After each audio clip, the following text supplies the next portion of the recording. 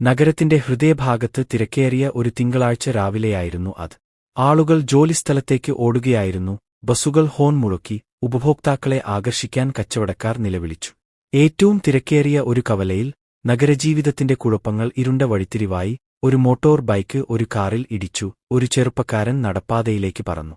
എല്ലാവരെയും മരവിപ്പിക്കാൻ തക്ക ശബ്ദത്തിൽ ആ ഇടിവ്. നിമിഷങ്ങൾക്കുള്ളിൽ ഒരു ജനക്കൂട്ടം തടിച്ചുകൂടി, പക്ഷേ എല്ലാവരും ചെയ്തത് തുറിച്ചുനോക്കുക മാത്രമാണ്.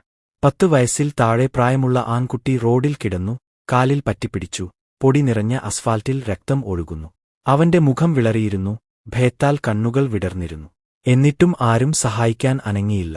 അപ്പോഴാണ് ഒരു ലോക്കൽ പോലീസ് ഓഫീസറായ ഇൻസ്പെക്ടർ പ്രിയ സംഭവസ്ഥലത്തേക്ക് വന്നത്. ധൈര്യത്തിനും കാരുണ്യത്തിനും പേരുകേട്ട പ്രിയ സമീപത്തുള്ള പ്രദേശത്ത് പട്രോളിംഗ് നടത്തുകയായിരുന്നു.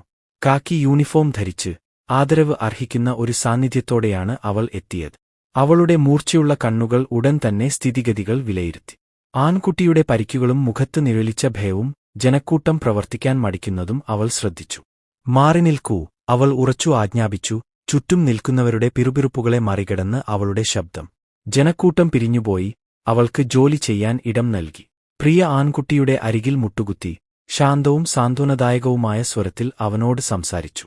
വിഷമിക്കേണ്ട ബീറ്റ, ഞാൻ ഇപ്പോൾ ഇവിടെയുണ്ട്.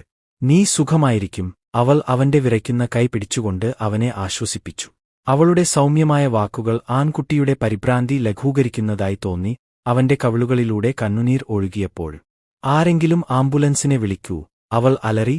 പക്ഷേ ആരും വേണ്ടത്ര വേഗത്തിൽ നീങ്ങാത്തപ്പോൾ പ്രിയ ഫോൺ എടുത്ത് സ്വയം വിളിച്ചു. വിശദാംശങ്ങൾ നൽകിയ ശേഷം ആൺകുട്ടിയെ ആശ്വസിപ്പിക്കുന്നതിൽ അവൾ ശ്രദ്ധ കേന്ദ്രീകരിച്ചു. അവൾ തന്റെ തൂവാല പിടിച്ചു, ചോരയൊലിക്കുന്ന കാലിൽ മൃദുവായി അമർത്തി. അവൻ ബോധവാനാണെന്ന് ഉറപ്പുവരുത്തി. അവൾ അവന്റെ പേര്, പ്രായം, അവൻ എവിടേക്കാണ് പോകുന്നതെന്ന് ചോദിച്ചു. സഹായം വരുന്നതുവരെ കാത്തിരിക്കുമ്പോൾ അവനെ ജോലിയിൽ നിർത്തി.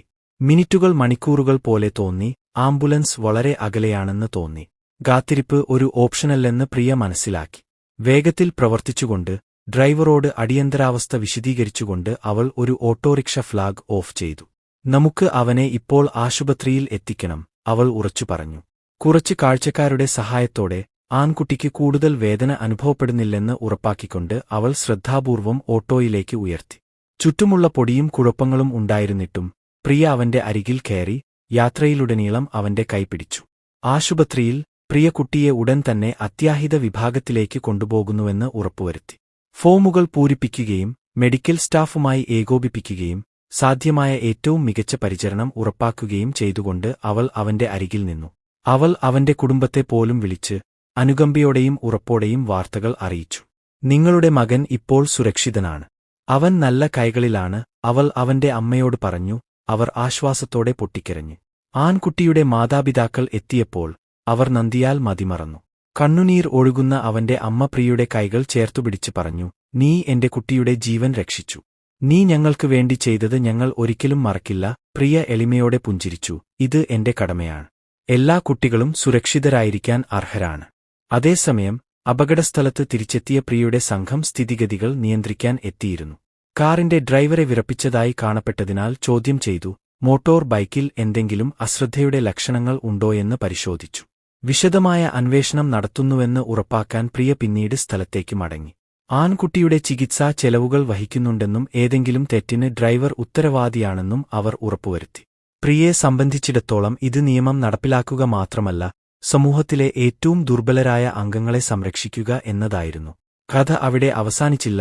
പ്രിയയുടെ പ്രവൃത്തികളെക്കുറിച്ചുള്ള വാർത്തകൾ സോഷ്യൽ മീഡിയയിലൂടെയും പ്രാദേശിക വാർത്താ ഏജൻസികളിലൂടെയും വേഗത്തിൽ പ്രചരിച്ചു. അവളുടെ ധൈര്യത്തെയും അനുകമ്പയെയും പ്രശംസിക്കുന്ന പോസ്റ്റുകൾ ഇന്റർനെറ്റിൽ നിറഞ്ഞു.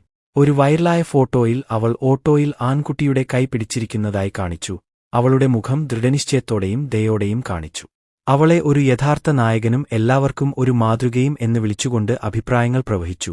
പക്ഷേ പ്രിയ അംഗീകാരം തേടിയിരുന്നില്ല. സംഭവത്തെക്കുറിച്ച് ചോദിച്ചപ്പോൾ അവൾ പറഞ്ഞു, ഞാൻ എന്റെ ജോലി ചെയ്യുകയായിരുന്നു. ഞങ്ങൾ ഈ യൂണിഫോം ധരിക്കുന്നത് സേവിക്കാനും സംരക്ഷിക്കാനും വേണ്ടിയാണ്, അതായത് ആവശ്യമുള്ളപ്പോഴെല്ലാം മുന്നോട്ട് വരിക എന്നാണ്. അവളുടെ വിനയം ആളുകൾക്ക് അവളോടുള്ള ആരാധന വർദ്ധിപ്പിച്ചു. ഒരു അപകടത്തിൽ പ്രതികരിക്കുന്ന ഒരു ഉദ്യോഗസ്ഥയെക്കുറിച്ചല്ല ഈ കഥ.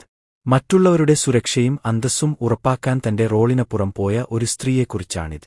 അനുകമ്പയോടും ധൈര്യത്തോടും നിസ്വാർത്ഥതയോടും കൂടി പ്രവർത്തിക്കുന്നവരാണ് യഥാർത്ഥ ഹീറോകൾ എന്ന് ഇൻസ്പെക്ടർ പ്രിയയുടെ പ്രവർത്തനങ്ങൾ നമ്മെ ഓർമ്മിപ്പിക്കുന്നു. ആ നിമിഷം അവർ വെറുമൊരു പോലീസ് ഉദ്യോഗസ്ഥയായിരുന്നില്ല, അവർ പ്രതീക്ഷയുടെ പ്രതീകമായിരുന്നു. സേവിക്കുക എന്നതിന്റെ യഥാർത്ഥ അർത്ഥം ലോകത്തിന് കാണിച്ചുകൊടുത്ത ഒരു കാവൽ മാലാഖയായിരുന്നു. ഒരു വ്യക്തിയുടെ ധൈര്യത്തിന് ജീവിതങ്ങളെ മാറ്റാൻ കഴിയുമെന്നും മനുഷ്യത്വത്തിലുള്ള വിശ്വാസം പുനഃസ്ഥാപിക്കുമെന്നും സഹാനുഭൂതിയുടെ ശക്തിയെക്കുറിച്ച് നമ്മെ ഓർമ്മിപ്പിക്കുമെന്നും എല്ലാവരെയും പഠിപ്പിച്ചുകൊണ്ട് അവളുടെ കഥ പ്രചോദനത്തിന്റെ ഒരു ദീപസ്തംഭമായി മാറി.